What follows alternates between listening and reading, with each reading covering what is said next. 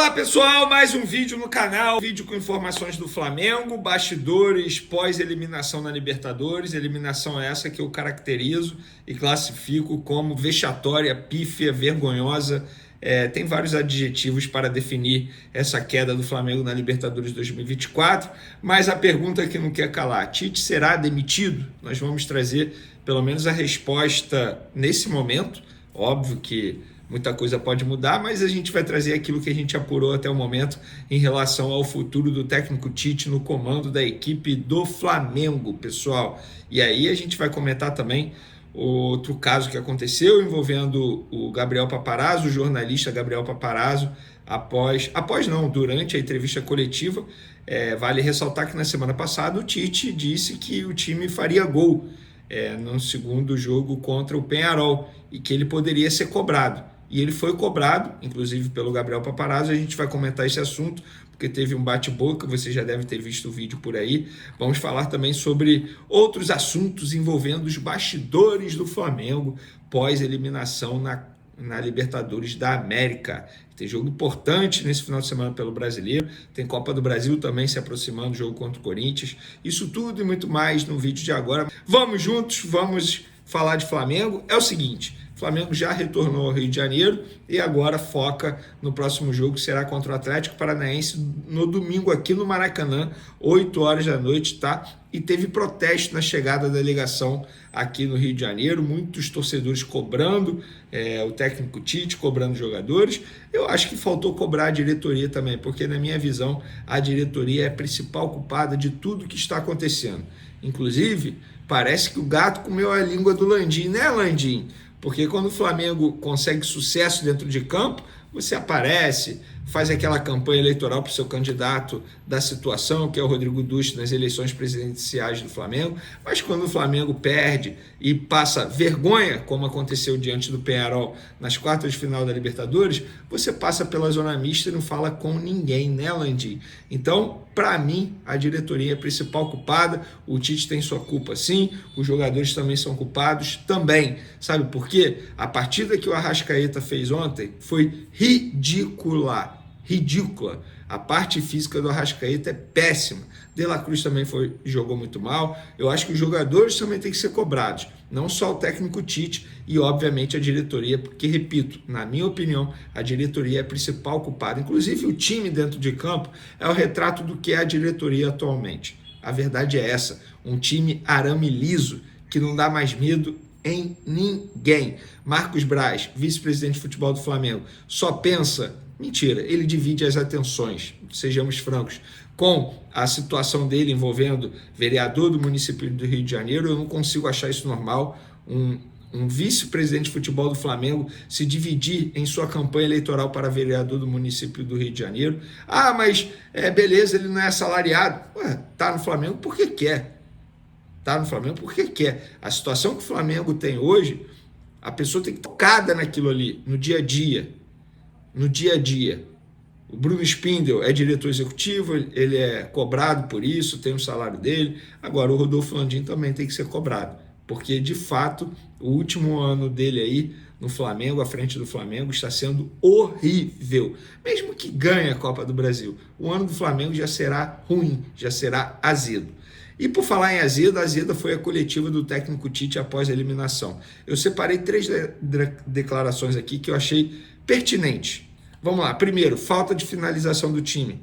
Ele disse: o objetivo é traduzir o melhor futebol em objetividade. Sintetizando, sim, efetividade ganha jogo, por vezes com número de chances menor. Tem que ser mais efetivo, mais contundente, mais vertical. Beleza? Até que ele respondeu essa. Falou também sobre a entrada de Gabigol. Abre aspas, qualquer que seja a observação, não coloca o Gabi, é porque não colocou o Gabi. Coloca o Gabi, é porque colocou o Gabi. Depois que terminou o jogo, é muito fácil falar. O que tínhamos era a opção de jogadores com movimentação sincronizada com Bruno Henrique, por vezes por dentro, por vezes por fora. Aí tem um jogador de área também para chegar, como foi o lance, também é importante. Aí todas as observações, sem fazer gol, vão ter razão, diferente da que aconteceu porque nós não fizemos o gol. O Tite parece que ele deu a resposta querendo dizer o seguinte: tá vendo? Vocês pedem Gabigol, eu coloco. Aí quando eu coloco, reclama. Aí quando pedem Gabigol, não coloco, vocês também reclamam. Tite, você tem que colocar o Gabigol porque você acha que o seu time vai evoluir com o Gabigol. Não é porque a torcida pede ou porque alguém questiona a não utilização do Gabigol. Resposta terrível do técnico Tite. E aquela pergunta que eu acho que todo mundo queria fazer para o técnico Tite.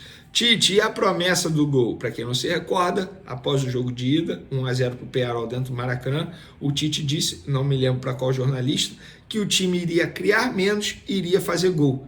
E ele estendeu o dedo para o jornalista e disse, pode me cobrar depois. Beleza, veio o segundo jogo, o Flamengo foi eliminado e pior, foi eliminado sem fazer um gol sequer. Ou seja, a promessa dele não foi cumprida. Porém, ao ser questionado sobre essa promessa, ele diz o seguinte, eu projetei. Se não é promessa, eu acerto. Sei lá, tudo. Eu projetei.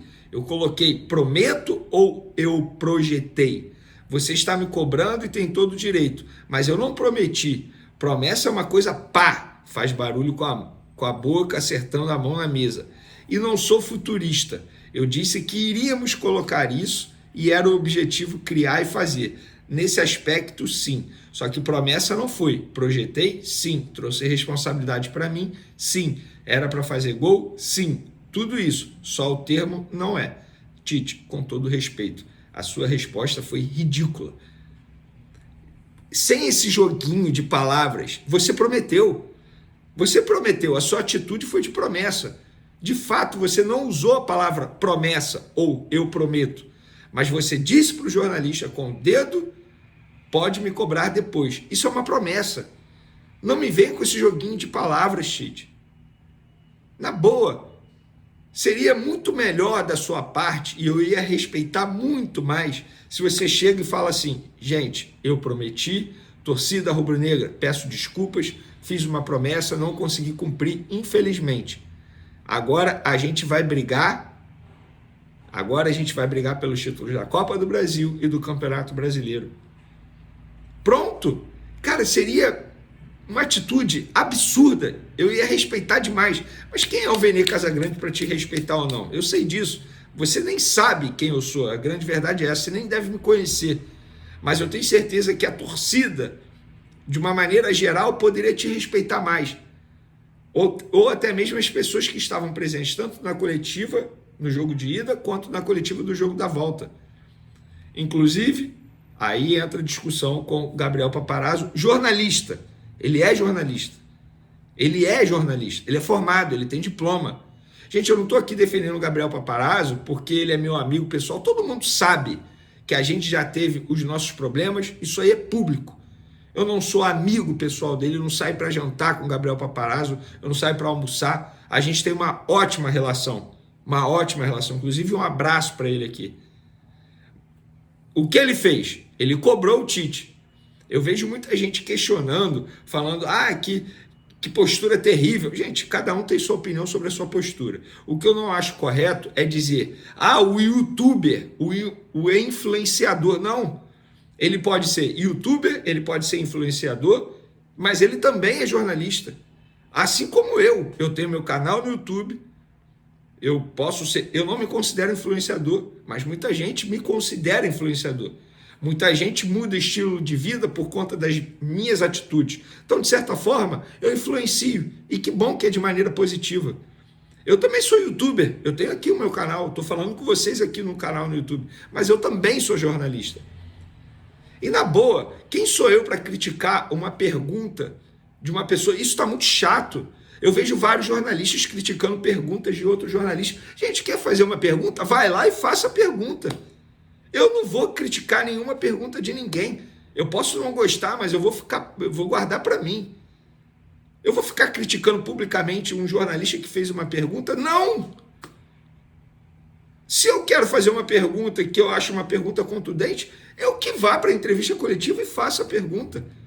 Então, independentemente se gostou ou não da atitude do Gabriel Paparazzo, do jornalista Gabriel Paparazzo, fica aqui o meu respeito a ele. Ele teve uma atitude que muita gente gostaria de fazer, de cobrar o técnico Tite, porque o Tite havia dito, pode me cobrar depois. Embora não tenha sido para ele, mas o Tite disse publicamente, disse numa entrevista coletiva, pode me cobrar depois. E ele foi cobrado. Se a atitude do Gabriel Paparazzo, a forma como o Gabriel Paparazzo cobrou ou não, cobrou de maneira correta ou não, isso aí é a visão de vocês. O que eu não acho justo é menosprezar o jornalista dizendo que ele é influenciador e youtuber. Repito, ele pode ser isso tudo além de jornalista, que ele é. Eu sei que ele tem um diploma, ele é formado, assim como eu. Tem gente que trabalha com isso e não tem o diploma. E aí? E aí? Tem gente que, enfim, deve sentar numa mesa de debate em programa grande que não deve ter o diploma de jornalista. Porque não é obrigado, enfim, é uma lei, mas fica aqui o meu respeito ao Gabriel Paparazzo. Meu respeito. Agora, a forma como ele falou, se foi certo, se foi errado, isso aí fica a critério de vocês avaliarem. O que eu não acho correto é menosprezar o profissional, o chamando de influencer e youtuber, como se isso fosse ruim. Não, isso é bom demais, pô. Isso é bom demais, todo mundo quer ser, a verdade é essa. Só que poucos conseguem. Dito isso, vamos para a próxima informação. O Fabrício Bruno pediu desculpas à torcida, disse: fizemos um jogo muito abaixo dentro do nosso estádio e aqui conseguimos fazer um grande jogo, impor o nosso ritmo, mas infelizmente não conseguimos o gol. É pedir desculpas ao torcedor e seguir adiante na temporada para conquistar títulos. Parabéns ao Fabrício Bruno pela postura. Inclusive, em nenhum momento ele pediu para ser substituído. Ele foi substituído por Davi Luiz por conta de uma opção técnica do treinador Tite. E Arrascaeta fez um post há pouco nas redes sociais e disse o seguinte: desde criança sempre sonhei com jogar e ganhar Libertadores. Esse sonho que parecia impossível foi realizado, mas para chegar até lá foi muito trabalho e muita luta. Na verdade, sempre tive que lutar para conseguir tudo que eu tenho.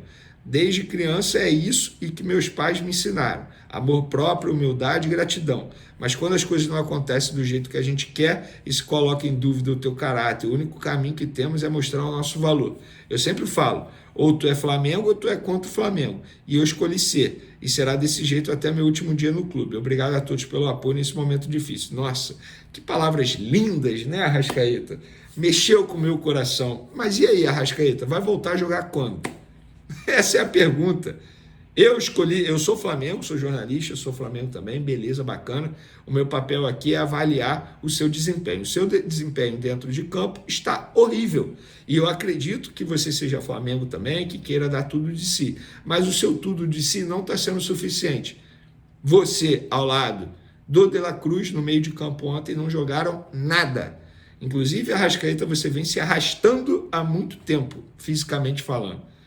Então, tem que melhorar. As palavras lindas, bonitas, mexe com o meu coração. Mas eu acho que você poderia voltar a desempenhar melhor. O seu desempenho está aquém daquilo que você pode e deve entregar. Até porque você é muito bem pago para isso.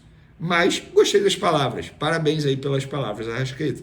Para finalizar nosso vídeo, o assunto principal, Tite pode ser demitido, será demitido? Gente, vamos lá, eu vou trazer informação e depois eu dou a minha opinião. Informação, até o momento não tem possibilidade do Tite ser demitido. Nesse momento, sexta-feira, dia 27 de setembro, 4h35 da tarde, não tem possibilidade do Tite ser demitido. Venez, se ele for eliminado da Copa do Brasil, é uma outra história. Agora eu vou dar a minha opinião. De verdade, eu não consigo ver o Flamengo evoluindo mais nas mãos do Tite. Não dá mais, é a minha opinião. Então, o que tem que fazer? Isso é com a diretoria. Rodolfo Landim, Bruno Spindel, são pessoas que precisam pensar nisso. É para isso que eles estão lá. O Marcos Braz também tem que pensar nisso, mas eu acho que ele, repito, está muito mais preocupado com a eleição dele para vereador do município do Rio de Janeiro.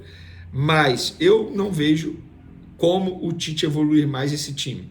Aí a pergunta que eu faço é, desse jeito que está, tem como o Flamengo ganhar a Copa do Brasil e brigar pelo título, e sonhar em brigar pelo título do Campeonato Brasileiro? Na minha opinião, não. O que tem que fazer, repito, isso é uma missão para a diretoria do Flamengo. Eu ontem vi um Tite, eu não estava presente, mas a entrevista que eu vi pela televisão, eu vi um Tite totalmente abatido, sabe, sem ânimo, e eu acho que isso pode refletir no elenco. A verdade é essa. Então, eu acho que não dá mais para o Tite. Lembrando que essa mesma diretoria, por muito menos, não quis renovar com Dorival Júnior. Não quis. E eu acho que o erro começou desde então. E por coincidência, desde então, o Flamengo não ganha um título importante. Ganhou o Campeonato Carioca esse ano, mas com todo respeito, era mais do que, não era mais do que a obrigação deles, eles ganharem esse Campeonato Carioca. O Campeonato Carioca, pô, peraí, né? Perto do que o Flamengo investe, não é nada. Então, pessoal, resumo da ópera aí, até o momento, nenhuma possibilidade do Tite sair, o contrato dele até dezembro, dificilmente não, ele não fica para 2025, isso eu cravo sem medo de errar, para 2025 o Tite não fica, independentemente de quem ganhar a eleição. Agora é esperar. Tem 2 jogos importantes, Atlético Paranaense, domingo, Campeonato Brasileiro, tem o Corinthians também pela Copa do Brasil, jogo de ida. Vamos ver o que o Tite vai conseguir fazer à frente do comando da equipe nesse restante de temporada. A situação de Tite no Flamengo está se tornando cada vez mais delicada, com a pressão sobre ele, que antes vinha principalmente da torcida, agora crescendo também dentro do clube. Embora o treinador esteja prestes a completar 1 ano no cargo, ele nunca conquistou totalmente a confiança da torcida rubro-negra. No entanto, a recente eliminação nas quartas de final da Libertadores para o Peñarol, um time tecnicamente inferior, acendeu um alerta dentro da Gávea e no ninho do Urubu, e a insatisfação com o técnico passou a ecoar nos bastidores. Apoiadores da gestão de Rodolfo Landim e alguns conselheiros já começam a defender a troca de comando antes da semifinal da Copa do Brasil contra o Corinthians, marcada para a próxima semana. A ideia de mudar o treinador antes do confronto decisivo surge como uma tentativa de salvar o que resta da temporada de 2024. Para muitos, a demissão de Tite seria mais que uma decisão esportiva, também teria motivações políticas, já que o ano é de eleições no Flamengo e o desempenho no futebol influencia diretamente o ambiente do clube. Apesar da pressão, nada deve acontecer antes do confronto contra o Atlético PR, que ocorrerá no domingo, às 20 horas, no Maracanã, pela 28ª rodada do Campeonato Brasileiro. Inicialmente, esse jogo não teria tanta relevância, mas agora passou a ter um peso extra para a permanência de Tite. Uma vitória convincente pode garantir ao técnico um voto de confiança para seguir até a disputa da Copa do Brasil. Dentro do clube, a permanência de Tite para a temporada de 2025 é vista como improvável. O técnico enfrentou uma série de lesões de jogadores-chave, e seu trabalho só teve consistência na conquista do Campeonato Carioca, uma competição de menor expressão no cenário nacional. Além disso, os principais candidatos à presidência do clube demonstram resistência à continuidade do treinador. Na derrota por 1-0 para o Peñarol, Tite viveu um episódio inédito desde que assumiu o Flamengo. Foi xingado pela torcida no Maracanã, tanto no intervalo quanto no fim do jogo. Agora, a expectativa é de que o ambiente seja ainda mais hostil no domingo, com o aumento da insatisfação após a eliminação. Durante o treino deste sábado, Tite deve definir a escalação para o jogo, e alguns jogadores desgastados podem ser poupados, pensando na semifinal da Copa do Brasil. Michael, que está em fase final de recuperação de uma lesão na coxa, deve ser um reforço contra o Corinthians. A atmosfera no ninho do Urubu tem sido sombria desde a última sexta-feira, com jogadores em silêncio e o ambiente de luto tomando conta após 4 jogos sem vitória. No momento, a única solução para amenizar o clima no Flamengo parece ser o retorno às vitórias, começando pelo jogo contra o Atlético PR.